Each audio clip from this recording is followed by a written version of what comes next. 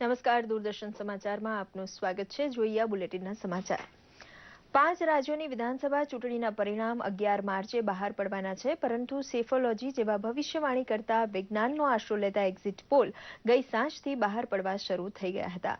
મતદાર માનસની સચોટ છબી માત્ર પોતે ઝીલી છે તેવો દાવો કરતા તમામ એક્ઝિટ પોલ ભાજપની આગેકૂચ કબૂલ કરે છે. મોદી મેજિક અને અમિત શાહની ચાણક્ય વ્યૂહરચના ઉપર ભાજપ લોકપ્રિયતાના નવા શિખર સર કરશે તેવી ખાતરી મીડિયા આલમ આપતું જણાય છે. ઉત્તર પ્રદેશમાં સૌથી મોટા પક્ષ તરીકે ભાજપે સત્તા કબજે કરતા સપા, બસપા કે કોંગ્રેસ રોકી શકે તેટલી બેઠક તેમને મળવાની ધારણા એક પણ એક્ઝિટ પોલ મૂકતો નથી. તમામ ચેનલ અને સર્વે એજન્સીના તારણની સરેરાશ કાઢો તો ઉત્તર પ્રદેશમાં 403 બેઠકની વિધાનસભામાં ભાજપને 190 થી 210 બેઠક મળવાનો અંદાજ મુકાયો છે. સપા કોંગ્રેસની ભાગીદારીને 110 થી 130 અને બસપાને 74 બેઠક મળવાનો આંકડો એક્ઝિટ પોલ પંડિતો દ્વારા બહાર પડાયો છે. પંજાબમાં એન્ટી ઇન્કમ્બન્સી ફેક્ટર તથા શિરોમણી અકાલી દળની છબીને લીધે ભાજપને વેઠવું પડે તેવા સંકેત છે, પણ વાંધો નહીં આવે.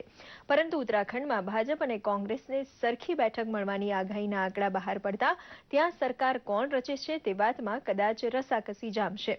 ગોવાની 40 બેઠકની ચૂંટણીમાં 20 બેઠક ઓછામાં ઓછી ભાજપને મળવાની આગાહી હોવાથી ત્યાં પુનરાવર્તનનો જનાદેશ રહેશે, જ્યારે મણિપુરમાં ભાજપ જો સત્તાથી દૂર રહે તો પણ તેની બેઠકોમાં માતબર વધારો થવાનો છે.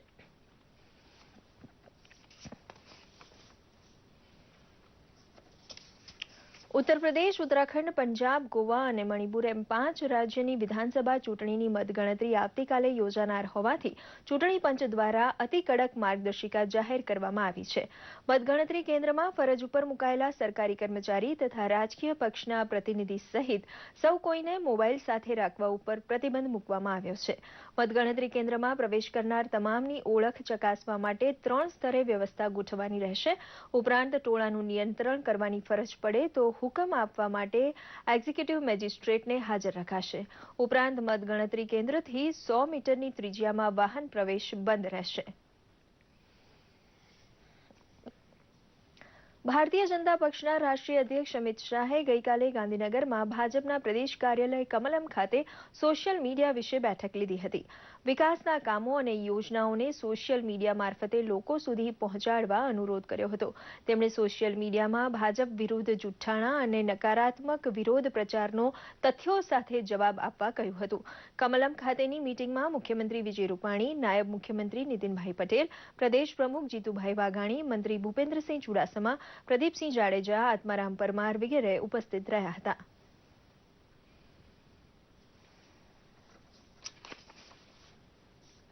રાજ્ય સરકારના ગુજરાત CSR ઓથોરિટી દ્વારા અમદાવાદ ખાતે પરિસંવાદ અને એવોર્ડ અર્પણ સમારંભ યોજાઈ ગયો. રાજ્યમાં શિક્ષણ, આરોગ્ય અને ગ્રામીણ રોજગાર જેવી સામાજિક સેવાઓમાં યોગદાન આપનારી પ્રથમ 6 કંપનીઓને રાજ્યપાલ શ્રી O.P. કોહલીના હસ્તે એવોર્ડ અર્પણ કરી સન્માનિત કરવામાં આવી હતી અને સાથે સાથે સામાજિક સેવામાં કાર્યરત એવી રાજ્યની પ્રથમ 25 જેટલી કંપનીઓની સવિસ્તાર યાદી સાથેની એક પુસ્તિકાનું પણ રાજ્યપાલના હસ્તે વિમોચન કરવામાં આવ્યું હતું. વેપાર વાણિજ્યની સાથે સામાજિક જવાબદારીઓને પણ એટલું જ મહત્વ આપનારી આ ખાનગી કંપનીઓને રાજ્ય સરકાર દ્વારા પ્રોત્સાહિત કરવાના પ્રયાસને રાજ્યપાલે સરાહનીય કાર્ય ગણાવ્યું હતું.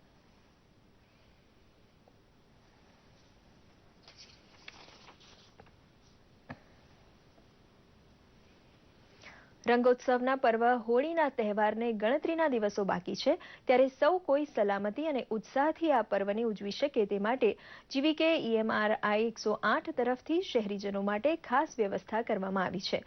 હોળી ધૂળેટી દરમિયાન વાગવાની કે ઈજા થવાની ઘટનાઓમાં વધારો જોવા મળે છે, ત્યારે એમરજન્સીને પહોંચી વળવા 108 એમ્બ્યુલન્સ, ડોક્ટર, પેરામેડિકલ તેમજ અન્ય સ્ટાફની સંખ્યામાં વધારો કરવામાં આવ્યો છે, જેથી તહેવાર દરમિયાન કોઈપણ ઇમરજન્સીનો કોલ આવે તો તાત્કાલિક સારવાર આપી શકાય.